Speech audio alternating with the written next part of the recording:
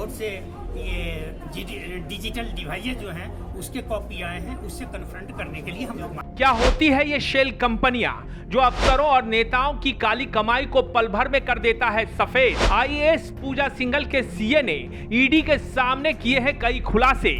घोटाले के आरोप में गिरफ्तार हुई आईएएस पूजा सिंघल के सीए सुमन सिंह ने ईडी के सामने जो खुलासे किए हैं, उस खुलासे के बाद आने वाले समय में झारखंड के कई बड़े नेताओं की मुश्किलें बढ़ने वाली है। जानकारी के मुताबिक सुमन सिंह ने ईडी के सामने शेल कंपनियों के जरिए नेताओं और अफसरों की काली कमाई को सफेद करने का रास्ता बता दिया है। उसके बाद से ही ईडी अब इसी एंगल से इस पूरे मामले की जांच कर रही है। लेकिन आखिर शेल कंपनियां क्या होती है जिसके जरिए नेता और अफसर अपनी काली कमाई को सफेद करते हैं? आइए अगले 3 मिनट में आपको बताते हैं शेल कंपनियों के जरिए झारखंड के नेताओं अफसरों ने पिछले 1 दशक से किस तरीके से अपनी काली कमाई को सफेद करने का जरिया बनाया। सबसे पहले समझिए कि आखिर शेल कंपनियां होती क्या है। कागजों पर बनी ऐसी कंपनियां जो वास्तविक कारोबार नहीं करती हैं। इनका इस्तेमाल मनी लॉन्ड्रिंग के लिए किया जाता है। इनमें किसी तरह का कोई काम नहीं होता, केवल कागजों पर एंट्री दर्ज की जाती है। हालांकि कंपनीज एक्ट में शेल कंपनी शब्द को परिभाषित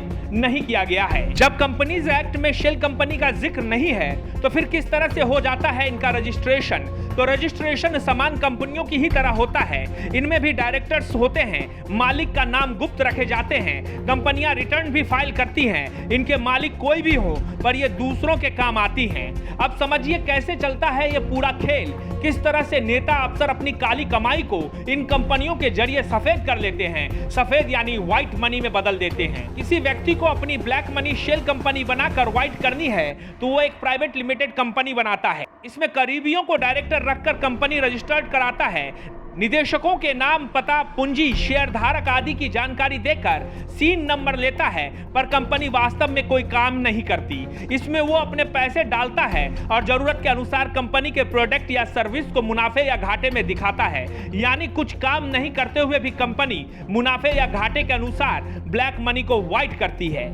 बीजेपी के पूर्व नेता और वर्तमान में विधायक सरयू राय के मुताबिक उन्होंने 2013 में ही सीबीआई को यह जानकारी दी थी कि झारखंड में शेल कंपनियों के जरिए बड़ा खेल हो रहा है, लेकिन सीबीआई ने उस वक्त इस मामले को गंभीरता से नहीं लिया। अब एक बार फिर से सरयू राय ने ईडी को पत्र लिखकर यह बताया है कि किस तरह से झारखंड में पिछले 1 दशक से शेल कंपनियों के जरिए ब्लैक मनी का, मनी लॉन्ड्रिंग का बड़ा खेल हुआ है। पूजा सिंघल के सीए ने जो ईडी के सामने खुलासे किए हैं, उसके मुताबिक 32 शेल कंपनियों के नाम अब सामने आ रहे हैं। कहा जा रहा है कि इन कंपनियों के निदेशक का तार सत्ता के शीर्ष से जुड़े हुए हैं। पूजा सिंघल के सीए और रवि केजरीवाल जैसे लोगों से पूछताछ के बाद 32 शेल कंपनियों के नाम अब सामने आ रहे हैं। अधिकांश का पता कोलकाता के एमजी रोड और गणेश चंद्र एवेन्यू में दिखाया गया है। इन शेल कंपनियों का पता जो दर्ज किया गया था, वहां जाने पर पता चला कि वहां पोस्ट बॉक्स मिले हैं, कहीं स्पेयर पार्ट्स के दुकान मिले हैं, कहीं स्टेशनरी जैसी दुकानें मिली है। जी हाँ, इसी के जरिए मनी लॉन्ड्रिंग का बड़ा खेल चल रहा था। यह तय माना जा रहा है कि जैसे जैसे जांच आगे बढ़ेगी,